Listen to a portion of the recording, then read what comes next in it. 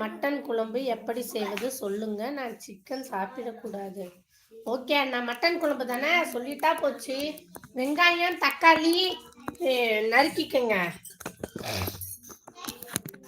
நீங்க கார குழம்பு வைக்கிறீங்களா, அதே மாதிரி வெங்காயம் தக்காளி வதக்கிக்கங்க. அது கூடயே இஞ்சி பூண்டு கொஞ்சம் போட்டு வெங்காயம் தக்காளி இஞ்சி பூண்டு எல்லாம் நல்லா வதக்கிக்கங்க. ஓகே அண்ணா, வதக்கி அரைச்சி வச்சுக்கோங்க. மட்டனை முதலே குக்கரில் போட்டு ஒரு 5 விசில் வேக வச்சு எடுத்துருங்க.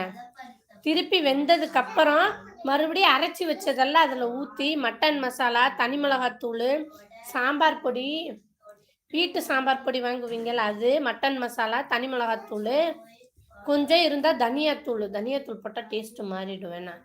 இதை மட்டும் போட்டு நல்லா உப்பு காரம் போட்டு கலக்கி வச்சிருங்க. அவ்வளோதான். கலக்கி வச்சு மறுபடியும் ஒரு 5 விசில் விடு.